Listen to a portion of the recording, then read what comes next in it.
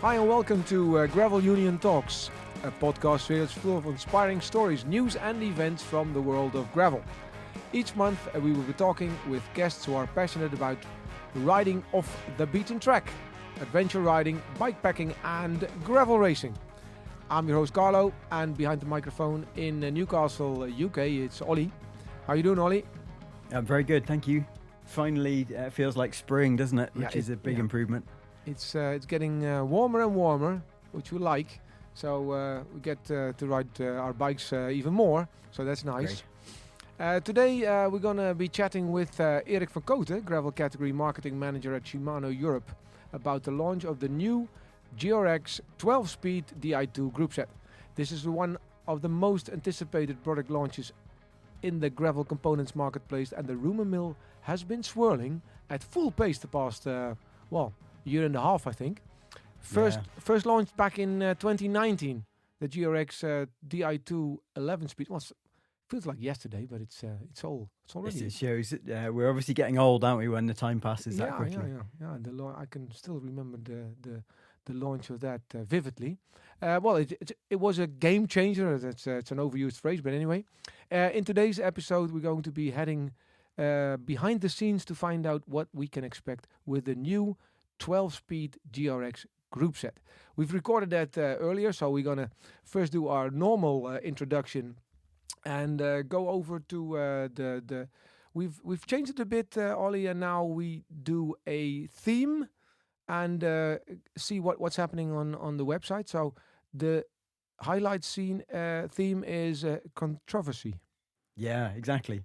So each month, what I'm going to do from now on is pick a kind of a topic that I think sums up 3 stories that we've run on the website, and then we can chat a bit about them and find out some background and why we ran them and what the feedback has been, or kind of just the process behind them, I guess. Give our listeners a bit of insight into what we do, why we do it. Yeah, excellent. 3 controversy themes. One is e-gravel. Yeah.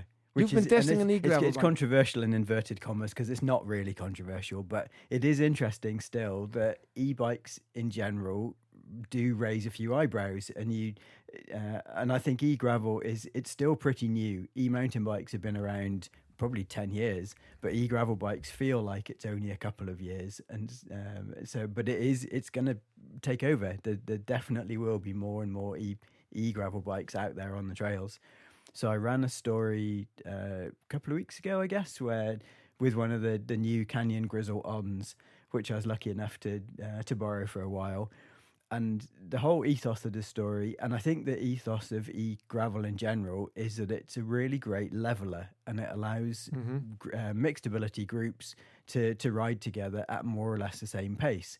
And I had such a brilliant time with this bike. I lent it to different friends. I rode it a bit, and we just kind of put it through its paces, and not a kind of a product test, but just to see what was the point of it. Did it work? Was it useful? Did we get something good out of it? And the answer, I think, is yes.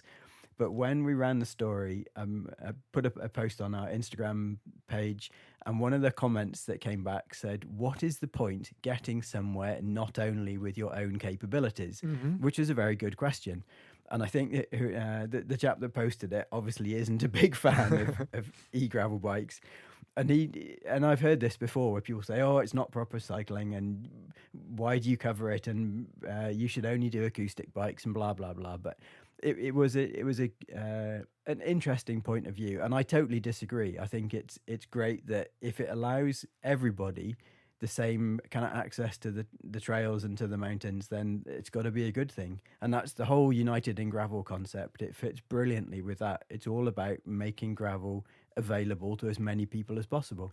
And because I read that you tested the bike also with friends, and what were their remarks? I think it was Kelvin that rode with you, and he hasn't been climbing a certain path for 10 years, and then is able to do that because he has the e-gravel bike with him. Yeah. So he and I have known each other since we were 16, which is pretty scary that we're now so old. And I guess our fitness levels have diverged a bit, and so he doesn't do quite as much riding as he used to, or he does more technical riding, and he doesn't do the kind of same kind of riding I do. So I thought I was going to go and visit him for the weekend. I'll take this bike, and we'll ride together and do a gravel ride from his house. And where he lives is unbelievably steep. You can find 20% gradient climbs everywhere, and they're hard, and there's no two ways around it. But with him on the Grizzlon, it allowed us to ride more or less the same pace the whole day, and we had such a brilliant day out. And he loved it, and I loved it, and it was a really good, just a really kind of feel good experience. And we both came back buzzing about how brilliant this thing was at enabling us to have a great time out in the hills. Yeah, and so yeah, I'm totally sold on the idea. Well, I'm with you because I also think that that's really a leveler, to people to get people united on the bike. I tested an e-gravel bike once, and I noticed that getting out of the corners is like, whoa, what's happening? Because you're up to speed quite soon, and especially with the longer climbs, it's and you see like you said earlier. Mountain biking, I don't think that in Austria or Switzerland people still buy proper normal mountain bikes, but e-mountain biking is like the standard. Yeah, it's almost the default, isn't it? Yeah, absolutely. The second item on your list is the UCI gravel racing.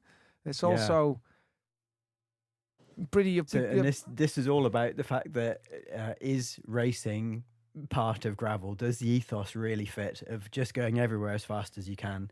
And the whole point in this is it is slightly controversial. Gravel riding initially was about being open to everybody and a bit less about speed and less about ticking boxes and more about having fun.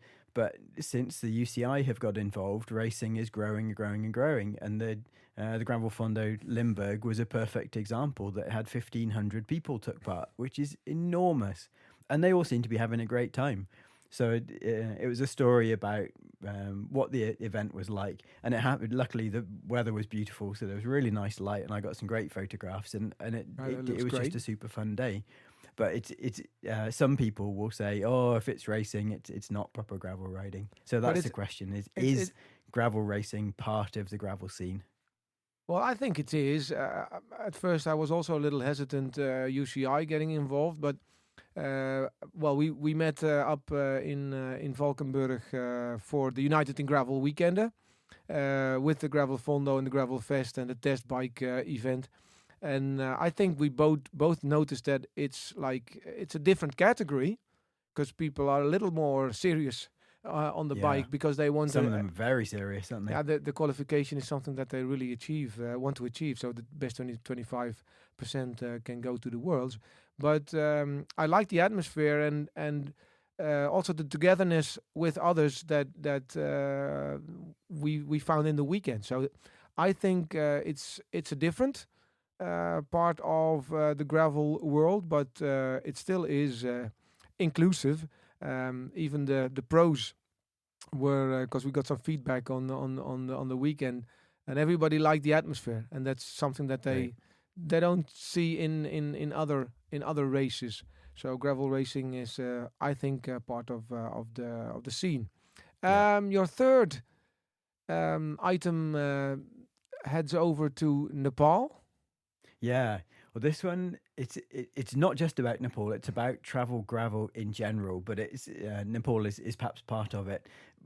One of the brilliant and very fortunate bits of being a bike journalist is that you get invited on press trips, and most of them, tend to be somewhere you have to travel to rather than being on your doorstep.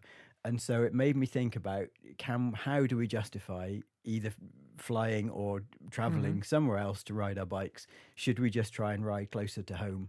And what are the benefits of gravel riders when they go somewhere else? And this all came about partly because the British Cycling Press had, a couple of weeks ago, one of the biggest websites announced they're no longer going to send journalists to do press trips. And they said, unless it happens in the UK, they're not going to do them. And that's quite a brave thing to do, and I can totally understand it from an economic point of view, from an environmental point of view. I can see why they've decided that, but it made me think, how the hell do I justify flying somewhere amazing to ride my bike? And I suppose the kind of the counter argument is, does it bring some benefit to the area you're traveling to? And this one in Nepal is a great example. It's set up by people that have run a mountain bike race there for nearly 15 years called the Yak Attack. And they've said some of the communities, it brings so much income into the community that they basically rely on it from year to year. They know it's going to be one of the busiest parts of their year. Lots of visitors will come in, and they all stay locally. They spend the money locally. They eat in local tea houses, and it really does create employment. Mm-hmm. And so there's a huge benefit financially, but how do you justify that against the kind of the carbon footprint of flying? Yeah, that's always that is a discussion, and it's difficult. But if you bring economic value to a region that needs it, there's also an argument there. Yeah.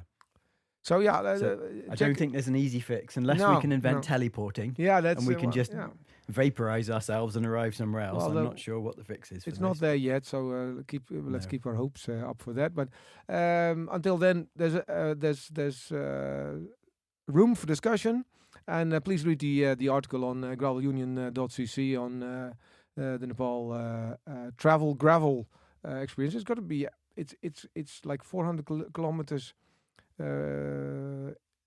TransNepal. So you exactly. It starts in the very north, right on the border with Tibet, and it goes through the entire country, right down to the jungle border with India on the south. So it's quite an incrable event. I really look forward to the after movie. To see how it was. Well, thanks a lot. Again, check out the website gravelunion.cc for all the articles on there that are mentioned, and loads more. Let's head over to our pre-recorded bit with Erik van Kooten and the launch of the new Shimano GRX Di2 12-speed group set. There we go. Yeah, hello. Here we are. Hello. With Mr. Erik van Kooten and Olly. Hooray, in person. We're in the same room. Even in the same country is a unusual occurrence. Maybe you can explain. Where are we now? We are at the Shimano Experience Centre in Valkenburg, which is in the very south of Holland, Netherlands. Thank you. On the border of Germany and Belgium and the Netherlands. Yeah. And we're at the United in Gravel weekend. Certainly are. So we're recording this on the Friday because we're under embargo. We have Erik telling all about the new product that's coming up. So we're releasing this on the, what is it, the 28th? No, it's the 24th of May. 24th of May. So at Grind Euro. At Grind Euro, Germany. So when we release this, we're at Grind Euro, Germany. So yeah, we're at the United in Gravel weekend. Today there's a test event. It's all about gravel here. Yeah. Tomorrow LTD Gravel Fest, and then Sunday there's a UCI qualifier, Erik. It's super excited, and indeed we are in Valkenburg, and I'm I think I'm here maybe 6-7 times a year. Almost feels like a second home. And we are at this beautiful meeting. This is room. the boardroom, actually. It's quite a big one, isn't Feels it? like it's a huge room. Maybe it's a shame this is a podcast because the audience can't see how good the view is from here. Exactly. And normally we give a lot of presentations over here to distributors and customers. But great to be here. But this is the Shimano Experience Center. Yeah. So you have meetings here. Shimano does things over here, but it's also open to the public, right? It is open, and I would invite everyone who is able to come here to pay us a visit. It's nice. You learn a lot about Shimano's history, the products, not only bike, but also some fishing tackle. You can test ride bikes. It's a beautiful place if you are into bike riding. Absolutely. Yeah, we meet every year. Olly, last year that we met, we also had a meetup over here. Yeah, it's because it's that perfect combination, isn't it, of fantastic facilities, but there's great riding on the doorstep. It's the southern part of the Netherlands is like, this is the best part to cycle. Most people think. Others might disagree, but I think Limburg is a beautiful province. Sorry, Erik, but you are already talking about Shimano Experience Center. Maybe you could introduce yourself, Erik van Kooten, I would say, because I'm Dutch. Yeah, thanks, Carlo. Well, indeed, my name is Erik. I've been with Shimano for a long time, for over 10 years, in different roles. Started in the marketing department for focusing on wheels and our original parts and clothing even. But slowly I moved into what we call hard goods, so the components. For a long time I was doing all things road related. But since there was this beautiful new category coming up, gravel, I thought to myself that is where I want to develop myself in and where I want to be active in. So for a couple of years, actually since we introduced our new, or our GRX group set, I'm focusing on gravel more and more. And since the last... Because you are a front runner, because the very first photo shoot, I think it was a dirty river in... Yeah, it was in the England? beautiful area. Olly is that's visiting often Kielder Forest, if I call it correctly. We did some riding there over last year. We did actually. Yeah. So it's really nice. First imagery of the GRX family was done there. Yeah. I still see some pictures from the Kielder. And that was in 2019. 2019. It feels like ages ago. Yeah, doesn't it? So you've been around. You're one of the founding fathers of the GRX group set. How are you involved with? Because we're going to talk about the new group set. Mm-hmm. How are you involved in that process? So within Shimano, we have different departments, obviously, product, marketing, sales. And we, depending on the phase of where the product is, we are really connected to each other. So marketing and product are more part of the beginning of the process. So happy to be involved already from the start, when they start designing the product, when they are thinking, okay, this is the target group, the target user, what does he or she wants, needs. Already in that phase, we are there, maybe at first to listen, but then at some point also to give our feedback and opinions. And so it's more and more, I have to say, that grew over the years. We are really working closely together with the different departments. I have regular contact with my counterparts in both US and Japan, where the headquarters is, we try to work as closely as possible. In terms of developing new product, how does it work in between Shimano Europe, Shimano US, and Shimano Japan? What is there a kind of a hierarchy, or, for example, do you have more gravel development here and less elsewhere, or do you all do similar things? We do have indeed similar things, the different projects running at the same time. I would say that the development for the bigger part is done in Japan, but they use their markets, Europe and US as the biggest ones, for feedback and for input. So we have engineers visiting the different markets often to check, okay, where's the trend going, what do they see, how do people ride, and they bring that back as homework, and then use that in the development process of the whole group. I remember even that before we launched the first GRX group set, already in, I think it was 2015 to 16, we went to US to really get an understanding on, okay, this is what US gravel is. Yeah, okay. And by now we know that gravel means different things to different people. It's very versatile, yeah. It's versatile, and there's no one type of gravel, but it really helped to understand, okay, if you're riding gravel, then you need X, Y, Z for components, for gearing, for ergonomics on your shifters, etc.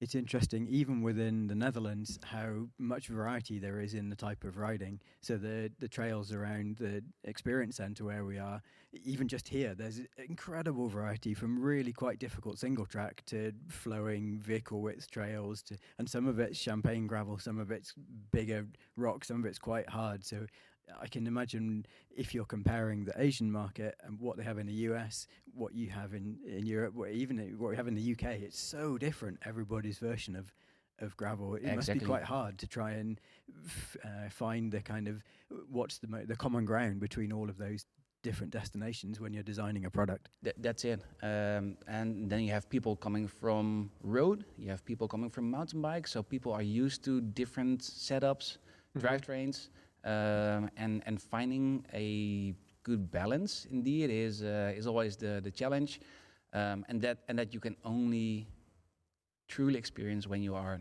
riding and doing it yourself. So we are in the lucky position that we can spend hours on the bike and we can call it work. But in the end, we need to do that, and our engineers need to do it, because only then, like I said, then you really know and understand what's needed. Great. Should we jump right into talking about the new group set? Let's do it. We have a bike over here. We're very lucky. It's a shame this is a podcast again, isn't it? Because nobody else can see what we can see. But there's a brand new Canyon Grail with the still top secret, but it will be out by the time this podcast goes live. 2x12 GRX Di2. And I took this bike recently to a photo shoot in Spain. Again, one of the perks. But there are not many bikes at the moment. So this is, I think, one of the 3-4 bikes that we currently have, which is built in Europe. So it's pretty exclusive, and happy to have indeed the latest Canyon Grill over here with the new group. So super excited. Do you want to tell us a little bit about how it differs from the current 2x11 version? What's new and updated for the 2x12? Sure. Yeah. So maybe a little bit history, although I realize that most of the listeners will probably know, and that last year we introduced our 12-speed mechanical setup. And we did that because we figured that the biggest gravel audience, the biggest user group, is riding a mechanical setup. That doesn't mean that we already back then, of course, forgot about Di2 because that was obviously already in the planning. But we said, okay, let's focus on the big group of people first, and then keep on with the other developments. And that is also one of the reasons why we now, for instance, introduce our 2x12 system first. And actually that has recently been launched by the time when this is out in the open. And it's pretty exciting. So we did a couple of changes indeed to the 11 speed. It's not just another cog in the cassette, which in the end helps, but there's much more. Starting maybe with the cockpit area, where maybe the biggest development is, because just what we did on our road groups, we now made our cockpit wireless. So that's the first one. Because of that, you see a slightly bigger hood, perhaps. At the same time, it provides a little bit more grip. So we kept that hook, that angle, which is super noticeable also on the 11 speed already. Yep. And which the feedback that I hear a lot, but also what I experience myself, is that you have a super tight grip.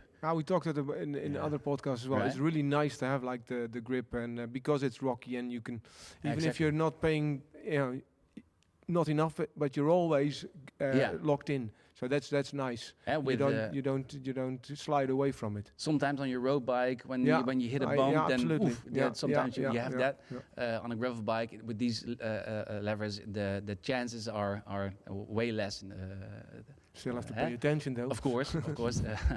But you see, and we're looking at the bike now, that the shape is almost identical, slightly bigger, because now we have to fit in that coin cell battery, since it's wireless. So of course there is some technology in, and that's why you see a little bit size difference. At the same time, we kept the surface treatment to prevent your hand from slipping, even in muddy or rainy conditions, which is, I think, a really nice benefit from these shifters. And also the shape of the hood and the little lines on the hood to give you extra grip are still there and a little bit improved. So that's the cockpit area. What's maybe also nice to tell is that our friends from Pro will have simultaneously with the launch of new GRX will also launch a new Pro Aero handlebar. Oh, okay. Which they made with the development of the Di2 shifters in mind. So the fit is... So that's tailor-made to fit, the handlebar fits the new group set. Exactly, yeah. One addition and one change compared to the 11-speed shifters is that these ones, the new ones, are made for flared handlebars. Ah, okay, yeah. So the position when you put them on the handlebar is better aligned, which in the end gives you a better grip and less stress points on your hands. So that should help you, especially on those longer rides, to feel comfortable and yeah. If you look at this grail from the front, the levers are noticeably canted inwards as the bars flare and the levers come in as well. So it's all part of this thing about making it more comfortable and a better fit and more secure.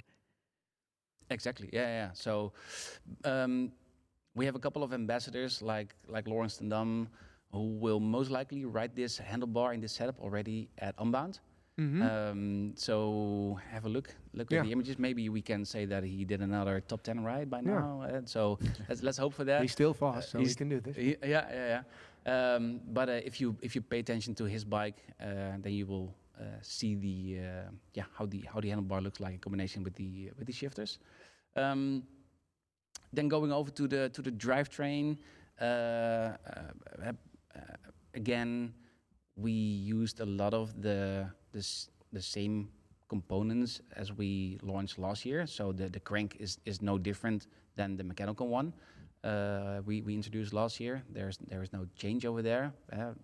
But what I said earlier is that we introduced only a 2x12 system now. Of course, the rear derailleur and the front derailleur are now electronical with all the brains, as we call it, are in the RD, the rear derailleur. The charging port, the adjust mode, everything is similar to our road RDs, is now also in the rear derailleur. Okay, so anybody who's got 11-speed GRX Di2 at the minute, you probably plug the charge port into either the handlebar end or into a box underneath the stem, but now you'll plug it into the rear derailleur instead. Yeah, the battery, which depending on which bike you have, and there's a one wire going to your front derailleur, there's one wire going to your rear derailleur, and that's it. Okay, because the shifters are wirelessly talking to the derailleurs. Exactly. Yeah. When you speak about gear options, that's really maybe nerd talk, but I'm not sure. This is also a nerdy part. It's a nerdy, everybody. But a lot of people will be interested, even if it's nerdy. Yeah. If you're a racer, you want to know what the options are available. Exactly. So we have in front a 4831 combination. That's the RX 820 crank. If you want to go a little bit smaller, maybe we have on the RX 610 version, we have the 4630 option, and we have two cassettes options in the back, where we have the let's call it a 105 level cassette option 1136, and you can use either the Dura-Ace Ultegra or 105 cassette, the 1134 cassette. Okay. So we have those, in different levels with different pricing, two options, the 1136 or the 1134, which, especially if you are coming from the road side of things, should give you enough. Yeah, I mean, a 36 is big, isn't it, at the back? That should be ideal if you're doing steep climbs. Yeah, so with a 3631, that's a good gear for that's hill a good climbing. gear. Yeah. And then you have all the small gear steps, which I personally believe and feel is really important. I like that, to have small gear steps. Some people might have a different perspective on things, and therefore we also have the mountain bike cassettes for our mechanical setup, where you can even go to a 1051 if you like. Yeah. But for me, this is perfect. Yeah. Great. And apart from so we talked about the shifters, we talked about the derailleurs. Is there any other changes? Are the brakes significantly different? For example, hubs presumably are different for the 12-speed versus, or the free hub at least is different because it has to now take a 12-speed cassette, so it's gone to microspline. We have two different versions there, but these were already introduced last year. So okay, that's the same as the mechanical. Exactly, yeah. Great. But it's good to mention it once more that we have two options. We have again a more mountain bike oriented free hub, which is the microspline version, and we have the more road oriented hub, which is the HD Plus free hub. Okay. And you really need to. If you want to have a road setup, you really need that hub. Otherwise, it won't fit. So that's important when buying the gravel wheel, the GRX gravel wheel, the RX 8080, to really pay notice whether you want exactly. the 2x or the 1x. They are replaceable, but that's not something that you can do on the fly, right? Okay. So that's based on your preferred setup. I would go for one of those. Okay. Yeah. And when you look at the whole new group set, what do you like personally the most? I always am, and I'm still amazed about the Di2 in general. And the past 1.5 years, I was riding a mechanical setup because we launched the mechanical platform last year, which is great. I love it. But we are so used to ride with a Di2 setup on my road bike, or my let's say my old gravel bike, that whenever you switch back to Di2 and that first moment of switching gears, especially in the front from the low gear to the, so it always amazed me how smooth and easy that goes, and that in combination with the grip of these shifters in particular. How the shape, how your hands are super tight, that I think is incredible. We didn't have a chance to test it ourselves, but not yet. Maybe we'll take it outside when Erik's not watching later on. Yeah, we're going to test it. You should. If you clean it, I'm okay with it. What was it in? I'm very lucky. I ride the 11-speed Di2 at the minute, and it's interesting. If you go from a mechanical one to the Di2, your brain, it takes a few seconds to remember you don't need to push it so hard, and it's consistent. Every shift is consistent, and it takes so little effort to do it.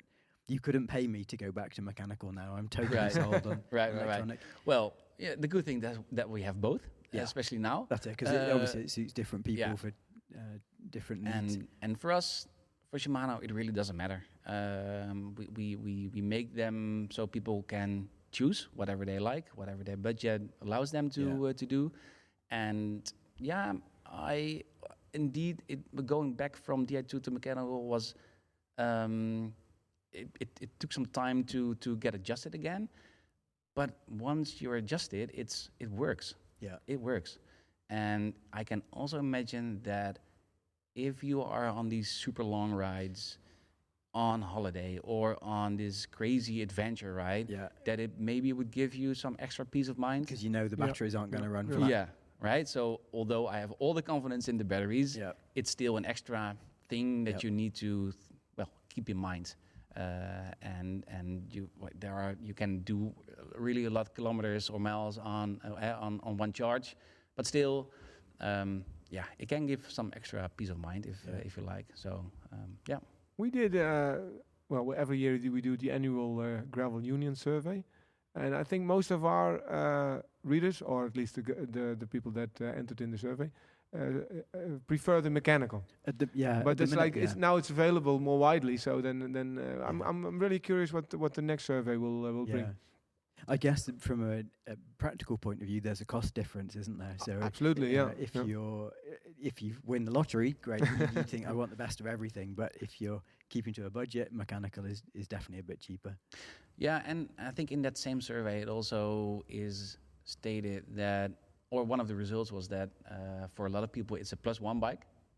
Yeah. So if you already have a expensive road or mountain bike, and then your +1 bike, That's maybe true. You've got a bit less money to spend. Exactly. Yeah. But that is changing. So maybe over time, when the gravel bike will maybe become the first one, one or the only one, you will also see the value of that coming. I think we see a shift in the market already. Yeah. Is that you see, especially new entries, people who start biking, they buy a gravel bike and then maybe have 2 wheel sets that they can also do the road rides. But I think there's a shift going on. Yeah.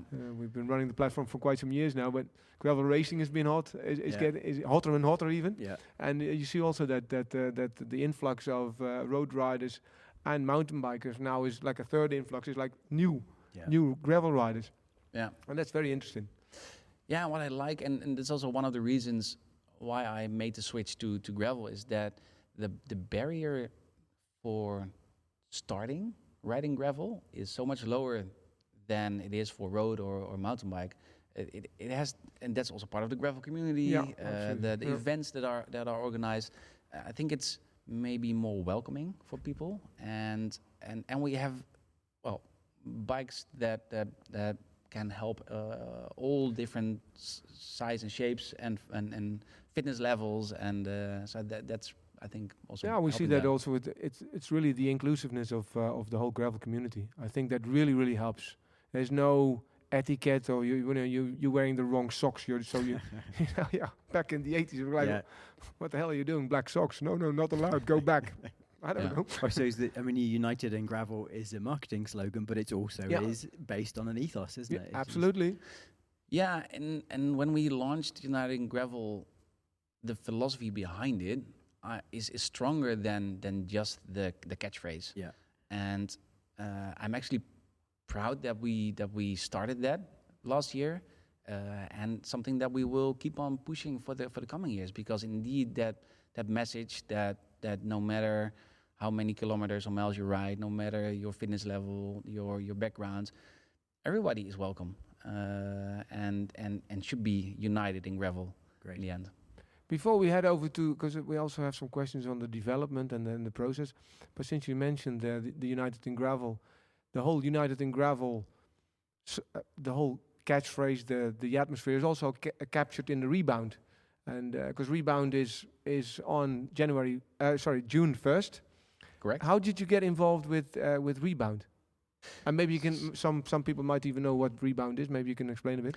Yeah, let me indeed first go a little bit back in the time when we discussed it earlier, the COVID years. Yeah. When events got cancelled, when people were inside and could possibly only do an outside ride by themselves, or there was nothing there, and the official Dirty Kenza, it was back in the days. When that was cancelled, our ambassador, Lawrence ten Dam, organized an event called Dirty Cancelled. And that got quite some traction in the Netherlands for sure, some parts of Europe. And the year after, there was a name change. Dirty Kenza became Unbound, and Dirty Cancelled became Rebound. Yeah. So again, there's still a clear link between the two, and we thought in discussions together with them, how cool would it be if we can make this into the world's biggest gravel event happening on that same day? So and we started thinking, okay, how can we encourage people? How can we? That's how it started. And in the end, Rebound is a DIY route. Mm-hmm. You build your own route on that day of Unbound. Preferably start at 6 a.m. in the morning, just like the original Unbound does, and then just have a fun day on the bike. And there are officially 2 distances, but actually there are way more. So also there we lowered that barrier. So it starts at 25 already, 25, 40? 15 actually. Oh, 15. 15 miles. Again, 15 so 15 miles. Again, if people who maybe are just new into gravel riding, if they want to join, to help us reaching the goal of 10 million miles globally on that day, everybody's welcome. And so the original distance of Unbound, the most known distance of Unbound is 200 miles. Super long day in the saddle, that's a super long 360K. day. Yeah. And of course, we challenge people to do that. And there are people crazy enough to actually do it, me included.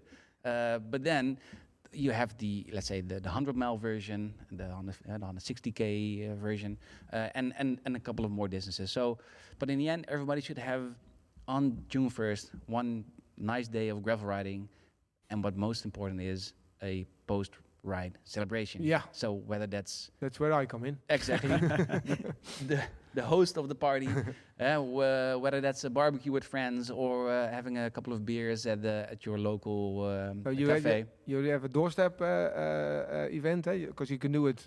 You can do the route, and you can do it with friends or alone, and you can sign up at rebound.cc, I think it is. Exactly. Yeah. And then you will see all those locations all over the globe. And how many miles was it that you target? We hope to reach 10 million miles 10 million globally. That's pretty impressive. So last year we did 4.6. Okay, so that's so you need to double, more than double.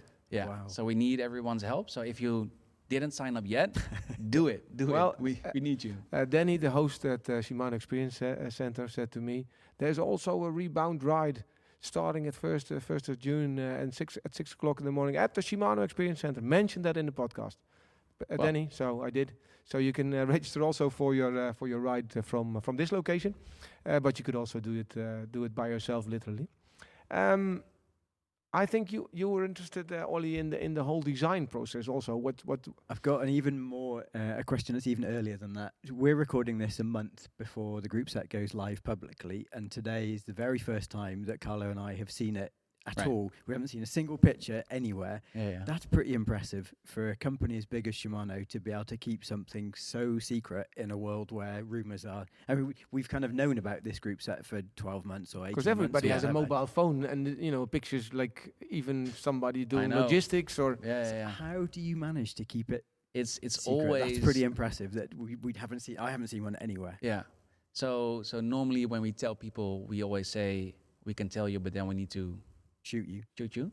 So that's why this was also the last podcast. But it is always a bit difficult, and especially with GRX, obviously there is big interest from the gravel scene.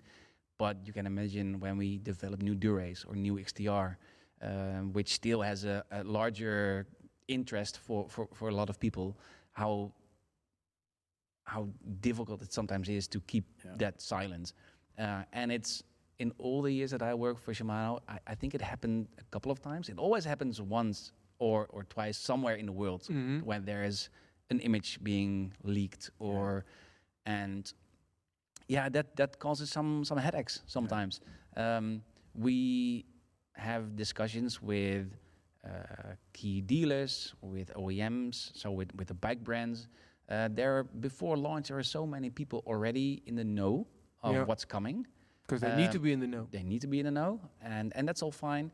But sometimes by accident, could also be by accident. A website launches something early, sometimes a day or an hour early. But sometimes there is indeed on a strange forum and a vague photo of what might be the new group. It happens, and we always deal with it when we see it. But it's sometimes it's done deliberately, I think. So, for example, the Grail that we're looking at now, Unbound last year, there were 3 or 4 of the top riders on the new Grail, but it wasn't publicly announced it was a new Grail. It was fairly obvious if you knew what you were looking at. Yeah. Do you do something similar with the GRX, that you'll have riders who are at events racing on it, but if you looked at it from a distance, it's not that different to the previous model. Right. I'm not sure many people would look at it and go, "Oh, that's 12 speed, not 11." Probably not. So, do you do that where you might have racers with the latest group set kind of testing it out? Well, that's it. It's not deliberate for the sake of that. We don't want to, tease it and then hope that something will happen. But it is need for product testing, for last minute checking, or just that we want to have proof that it is race proven or race worthy or anything like that.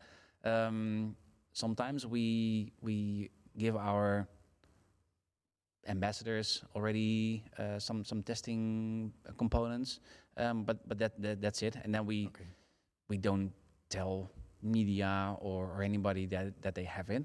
And although sometimes from a marketing perspective, I would like to do that, but it's not something that we normally do now. I was thinking about different industries, but the car industry are quite famous for having camouflaged models that they send out onto the roads when they're doing product testing. One I can think of when VW launched the ID Buzz, the kind of the electric transporter van. For ages, you kept seeing spy shots of a thing that had, it looked probably cardboard camouflage on it. Do you do something similar with bike components when they're brand new? So if you're doing real prototype testing? When we do prototype testing, it's often they might have a different look, but that's more because they are then handmade or with a different material, so that they test the technology, but not per se that it doesn't necessarily has the final finish. Okay, so it functions maybe the same, but it doesn't look quite like the finished one. So, but it's not from a design perspective or from a we want to leak it perspective. It's more checking the technology, if that works, et cetera, et cetera. So sometimes you could let's say spy that in a peloton or at events, but it's we don't do that car camouflage thing. Although that would be really cool to do it. I've seen it with bikes on very occasionally. You should camouflage the riders. Yeah, exactly. Yeah. I've seen it as well. It's pretty cool. Particularly if you're launching maybe a mountain bike with a new rear suspension, and they put a kind of a sleeve around it, so you can't see exactly what it is. But I've seen various kinds of ways to hide certain. Canyon did it with the Grail. They had the models at Unbound had a kind of a camouflage design on them, so it wasn't so obvious what changes they'd made. But it was if you knew where to look. And in the end, Carolyn won on that new bike, it was right? It was a pretty good. It depends. Maybe if you're trying to disguise it, having one of your athletes win such a prestigious event perhaps is a bit of a. I remember telling one of my ambassadors that once that you can test ride this, but you cannot win. Don't win. Just stay out of it. Yeah. Right, what should we talk about next? I would like to. When this is published, we are literally at Grinduro Germany, and I was just thinking that people, we're talking about it. The embargo is lifted. People can test it at events like Grinduro. Exactly. Is there how can people test the product, and when will it be available for their use? Well, for us, testing is key. We like and we encourage people to test bikes as often as possible. I would almost say. So we will have bikes available at the Experience Center where we are now, at events like Grinduro, but also on trade shows like Eurobike. Which will be at the early July. Where we also invite people to come to the test area, test tracks to test ride it. So that plus the regular when product is more available at dealers as well, when they host local dealer test events. But in general, what we can organize from Shimano Europe is the events where we are, and especially at the Grinduro events, we have a nice test track available to really push GRX to the limit. Another reason to sign up for Grinduro. Yeah, find more information at grinduro.com because Germany is happening right now. You're too late to register, but France is on the end of June, just before Eurobike, and end of September. For Italy. Italy is October, right? I can't remember. Sorry. We should know. But it's look at grinduro.com. And James will kill us, by the way. But and in the meantime, we have an event in Pennsylvania, Grinduro event, and one at the end of the year in Japan. Yeah. So all the events, all the Grinduro events have test bikes available. So that's really nice if you want to check a bike or at least a new test a new GRX Di2 group set, you're more than welcome. I've just looked it up, and it's Italy is September the 27th to the 29th. End of September. Yeah. So, something that you hinted at earlier, Eric, is that this is obviously 2x12 GRX Di2.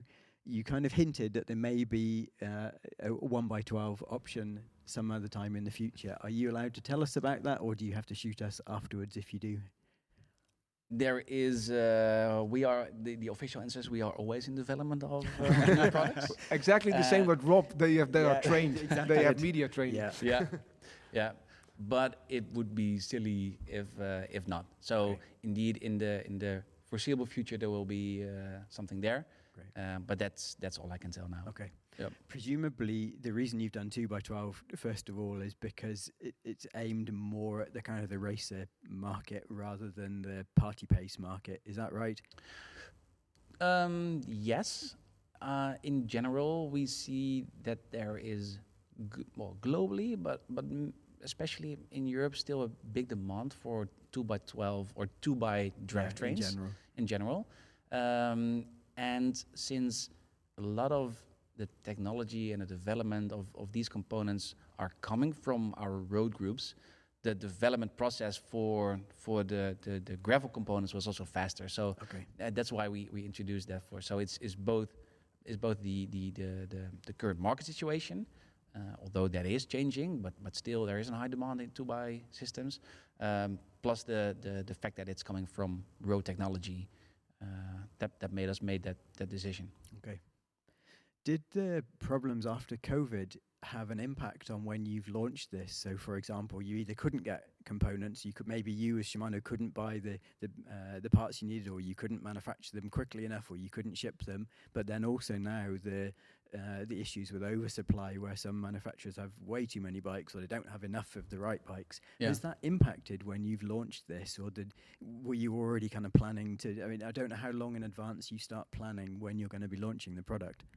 Yeah, normally pretty a long time in advance. I think what people are used to is a 4-year cycle between the launch of the first and the second group. Yeah.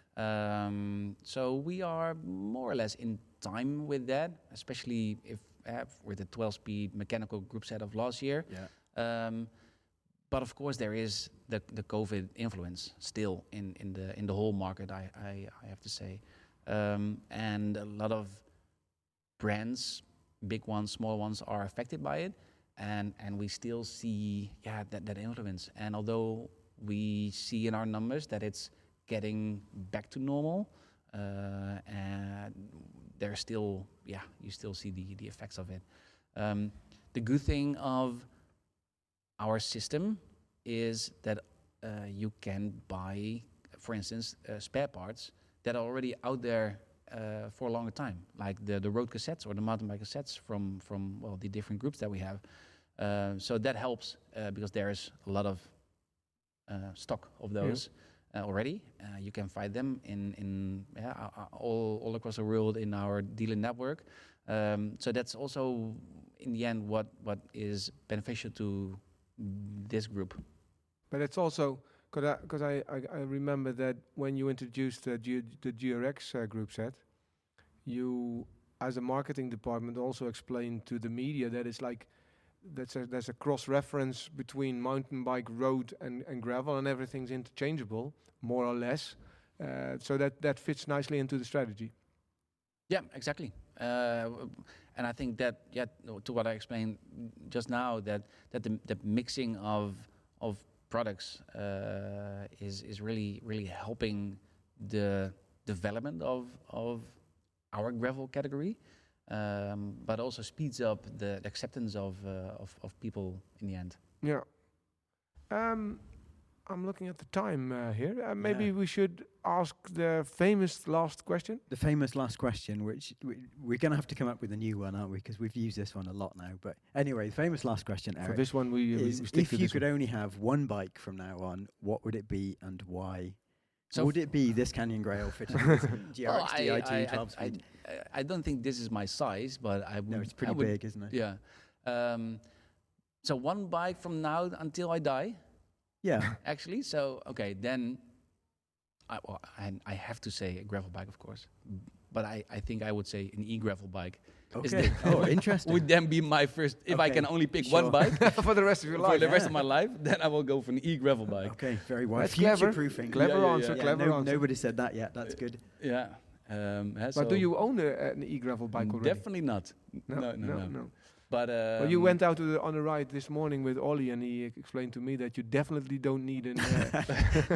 Come back in 10 years, maybe, but not yet. Yeah. No. But in the end, and of course, I would. For now, I would pick a gravel bike, and indeed, maybe to what you said earlier, switch wheels. So you can do everything. But in a way, I think it's so cool in 20 years' time, when I'm 60 or sometime maybe 70, that I can still ride a bike. And I don't care if it's an e-bike. If I can ride with my kid, with my it's excellent to see also at the events, because we also do the events, and then e-bikes keep people in the peloton, in the group, in the community. Yeah. And it's not because at first everybody was, it's cheating. No, it's not about cheating. It's about inclusiveness. It fits very well with United in Gravel, doesn't it? Yeah, absolutely. So every e-bike is more than welcome. We might even have news late this year on an e-bike. About a competition, maybe. About a certain competition. Well, teasing. let's see what happens. This is more cliffhanger than this we can't get. Yeah. So can I add before you start your closing I have my arguments? outro button already.